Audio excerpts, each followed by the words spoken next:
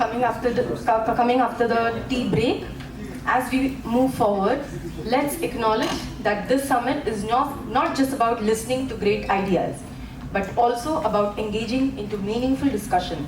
So here we have an exciting lineup of panel discussion themed Challenges Faced in Human Resource Development, Bridging the Cultural Gap. I request the following panel members to please come up on the stage. Mr. Sheikh Murtaza Shakir, Principal New Taibia Senior Secondary School, Ratlam. Dr. Bharti Kumar, Director, Sinhagarh Business School, Pune.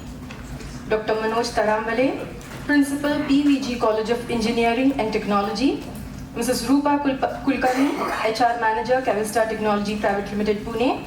And Mr. Arijit Datta, Program Management, DE and I Lead at Bristol Mahindra Group Company, Pune. I also request Mr. Felix sir to please come up on the stage. Good evening, ladies and gentlemen. We have over 5 scholars from this education, HR and corporate world. We are going to ask them some very direct questions and we expect them to directly answer those questions.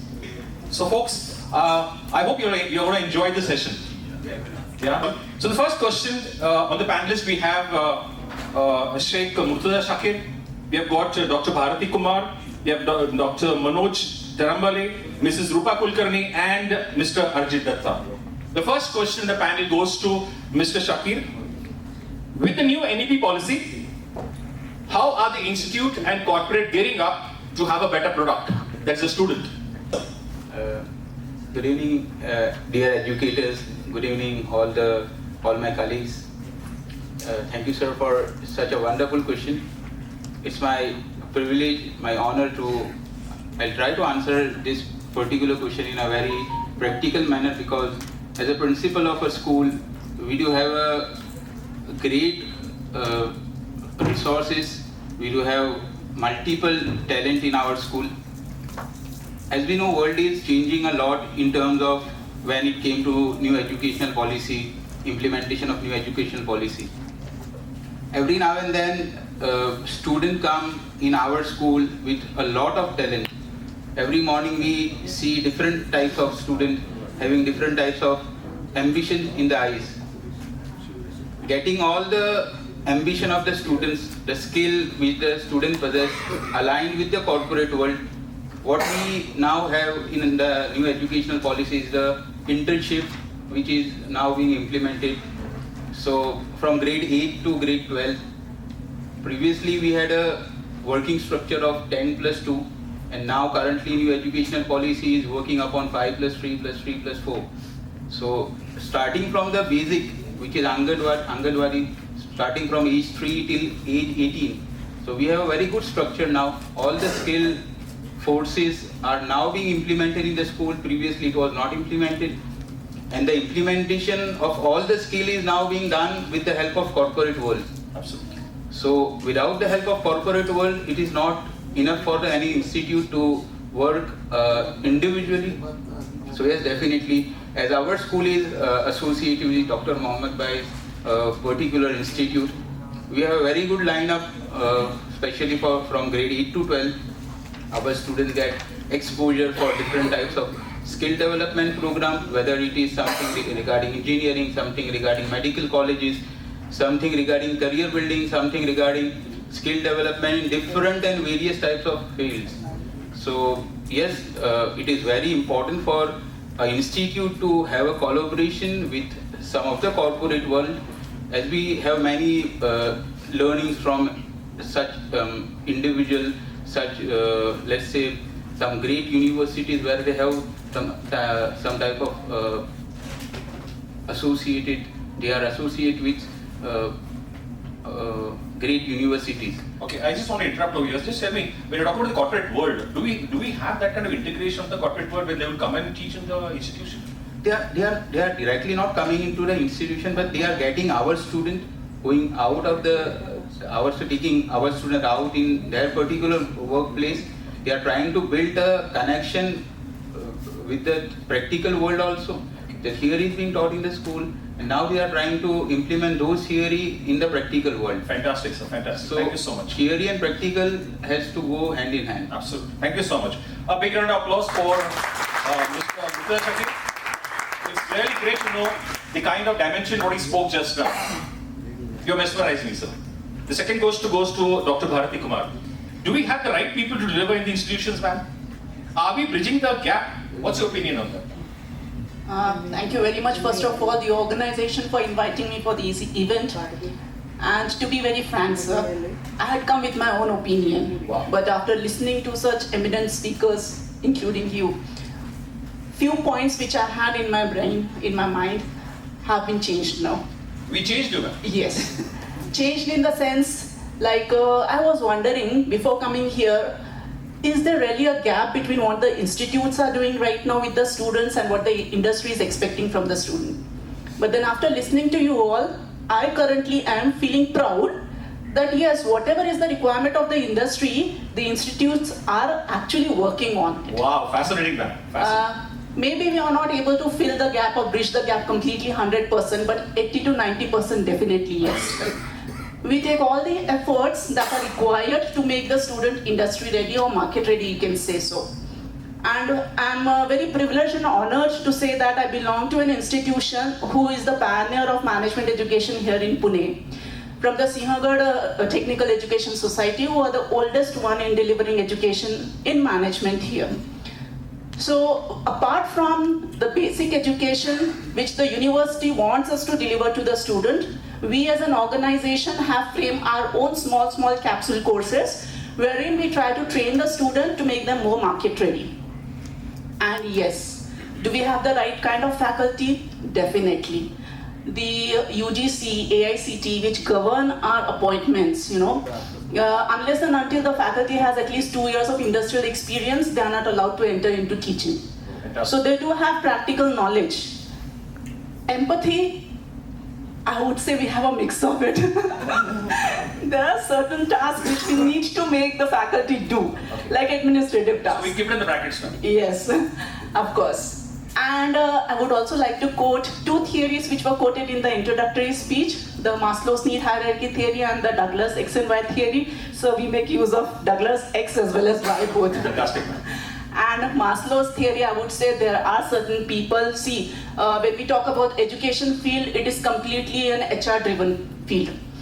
There is a human being who's trying to build another human being. So there definitely are bound to be more clashes, more psychology which comes into picture.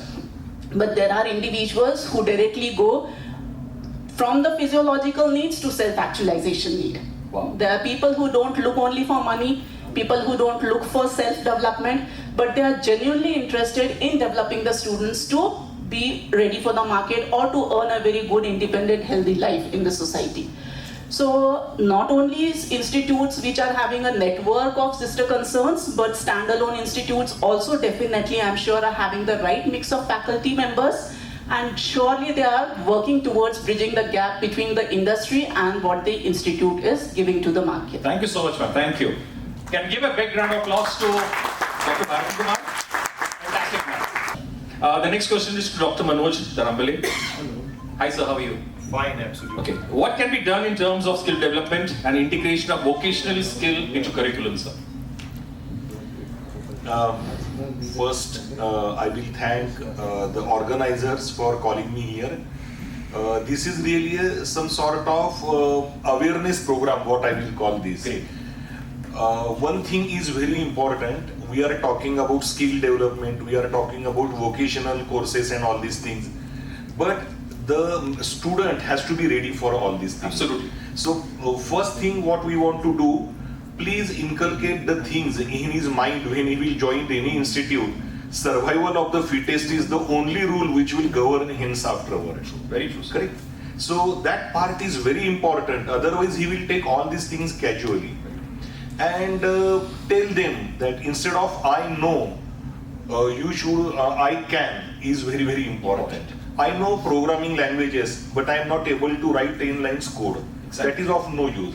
So our skill development programs, so they should be in such a way that 100% industry persons has to be involved. Some level we teacher can take them, but afterward teacher and industry, they can cope up that gap. They should sing together. Yeah. Vocational things, I think this wording is generally used in the market for the small services in the society. I can do a repairs of the electric vehicle, then automobile industry, I can do a mobile repairs. So vocational work will be there. But The short-term courses you mean? Yeah, short-term courses. That is also important because not only the graduate student we should look, but we should look for those also who are not able to take the education after 10th standard. Absolutely. So vocational is very, very important.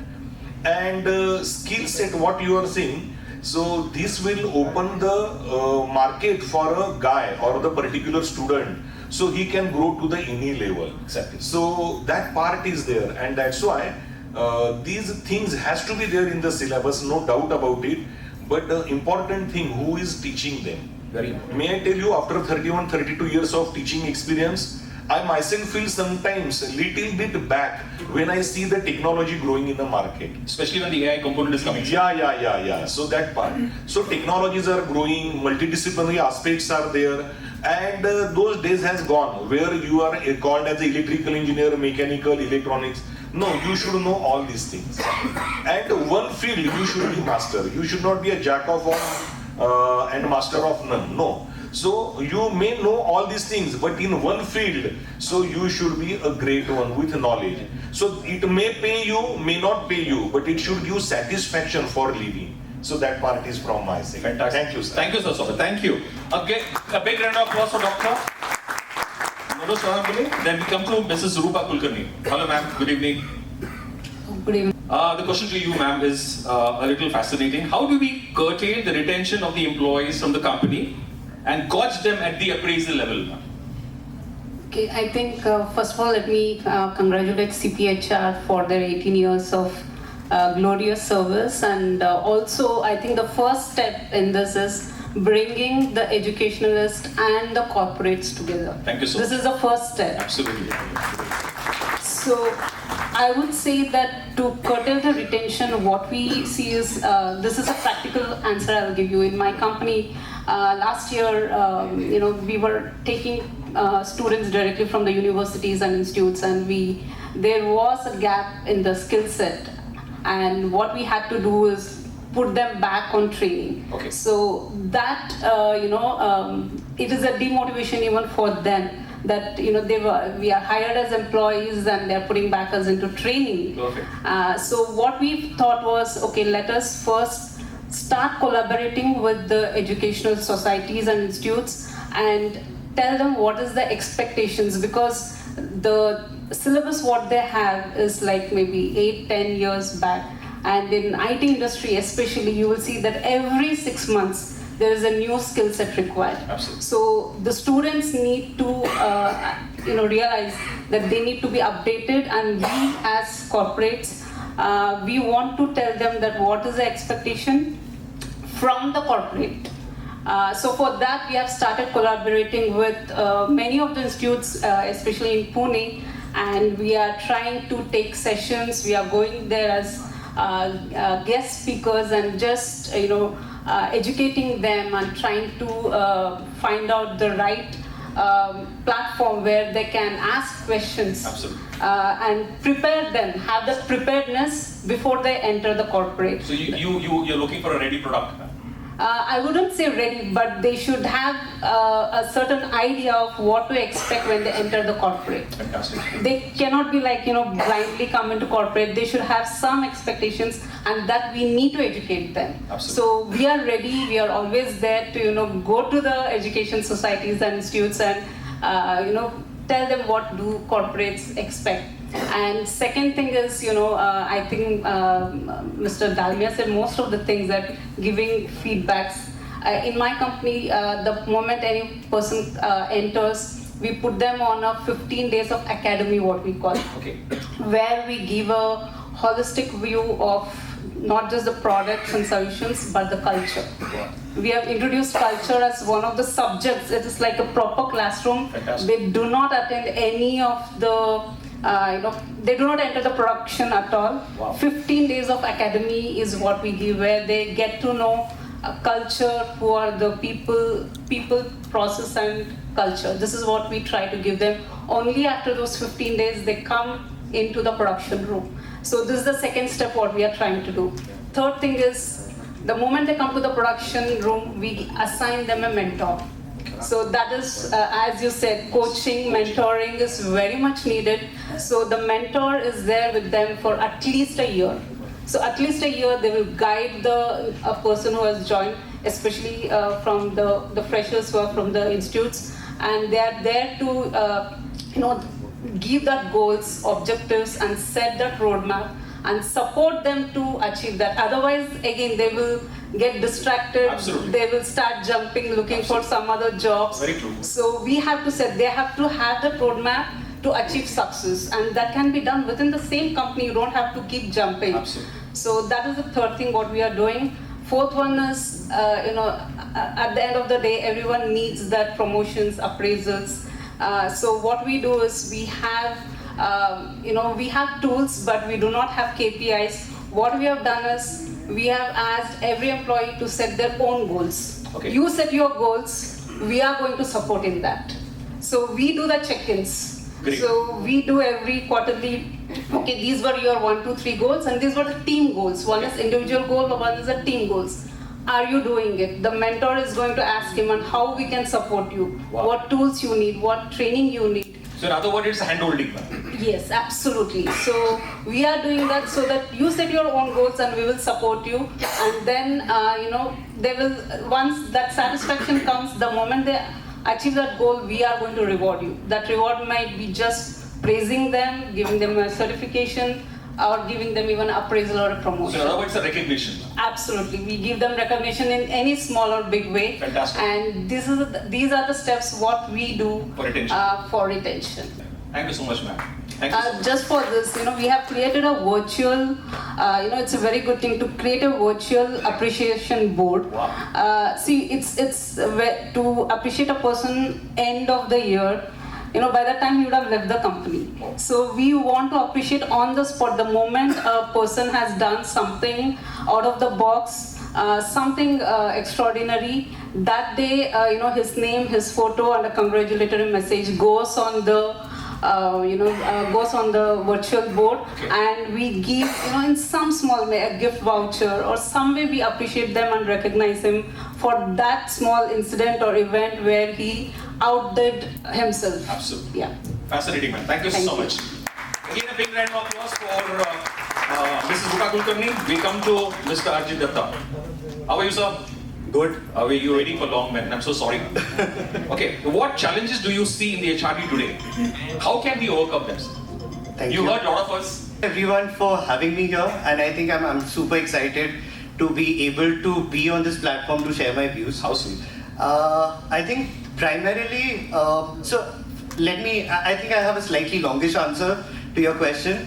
The first thing is, the biggest challenge that we see is the fact that we are dealing with Gen Zs, Absolutely. right? When we are moving them from the education to the corporate, we are dealing with Gen Zs who do not really align to the Maslow's. Okay, when I say do not align is because they are, Maslow's tells us to kind of, move from one stage to the other. Absolutely. Starting with physiological and then, somewhere down the line going to self-actualization. We see people coming, they want to achieve self-actualization while attaining the physiological right from the day one. Okay, and that's probably the biggest challenge. And at the same time, because, why I use the term Gen Zs is because the folks who are actually taking care of them are either baby boomers or millennials. So that becomes a challenge because we need to align to the mindset of the Gen Zs to be able to tell them that what they need to do to be able to deliver the best. Okay, so just to give you an example, what we did last year is we actually did a 1 month long intervention which we called it as Vibrit Vidya. Okay, where the freshers or the ones who have recently joined the organization need to sit with the leader and tell them how they think, right? Or what are the lingos that they use, like a simple thing, like, how many of us would think about BRBs and LOLs, in the regular, Absolutely. we would just stick to an FII, right? Especially the emails. Exactly. Okay, but then this helped the leaders to open up themselves to how the Gen Zs think. Okay, and that alignment becomes a very, very important thing, right? Second thing is that, traditionally we have always spoken about tenure longevity in an organization. Today, I don't think the new entrants really look for that. Absolutely. They want short-term but rich experiences. So it's those rich experiences. I think taking a cue from your point about recognition and how do we empower them to define their own goals. These are the new age approaches which can help these folks take control of their own career. So long gone are those days where the organization will decide where the careers are headed. It is now how do we enable these newcomers to decide what is their career path. And again, the traditional thought process of the right person for the right fit, the right fit for the for the person. It's no more that. Okay, you need to align your roles to the individual, because every individual is different in the organization, right? And I'll just, there was something that I completed recently, which was an insight certification, which talks about perspectives. Okay, that there is no two person whose perspectives might be the same. Absolutely. Okay, and at the same time, it is not fair to say that my perspective is right and you need to shut up and just align to my perspective. Exactly. Right? So it is how do people across levels, right from a person who's joining as a fresher, right from the corporate, to the leader who's sitting at a VP or even a CEO level. Okay, how do they start appreciating each other's perspectives, and how do they realize that all perspectives are equally important if we need to make the organization successful? So I think these are the, these are the challenges, or these are the gaps that exist. And it's very, very important that we have these open conversations. Like, when we talk about open door policies, we talk about open door policies for the leaders, right? That leaders need to have an open door policies where team members can, go and talk to them. But how many times do we say that the open door policy also means that the leader has to step out of the cabin or the cubicle and spend time amongst the masses and try to understand what are the ground level problems, what are the ground level realities of working in a corporate. Absolutely. And till the time we do not align to that ground level reality, it's going to be, we will continue to live with these gaps. You're absolutely right, Sarji. Getting very close to the time-bound factor, I would like to cut down over here saying that you are fantastic. And just in one line, how do you want to summarize? Just in one line. I think alignment. Wow. Alignment is that one word which can tie in everything. Fantastic. So we have to realign ourselves. Of course. We have to reinvent ourselves. Well, HRD is about unlearning and relearning, Thank you so much. A big round of applause to all our mind-blowing people out here. So thank you so much, Sheikh Murtaza Shakir, Dr. Bharati Kumar, Dr. Manoj Sarambale, Mrs. Ruba Kulkarni, Mr. Ajit Datta. You were fab. Thank you so much. A lot of learning from here, and this would be a takeover when I do my next training programs. Yeah, I've snatched all the points from your gentlemen. Thank you so much. Thank you. Thank you, ladies and gentlemen. I hope that was a good session. Thank you.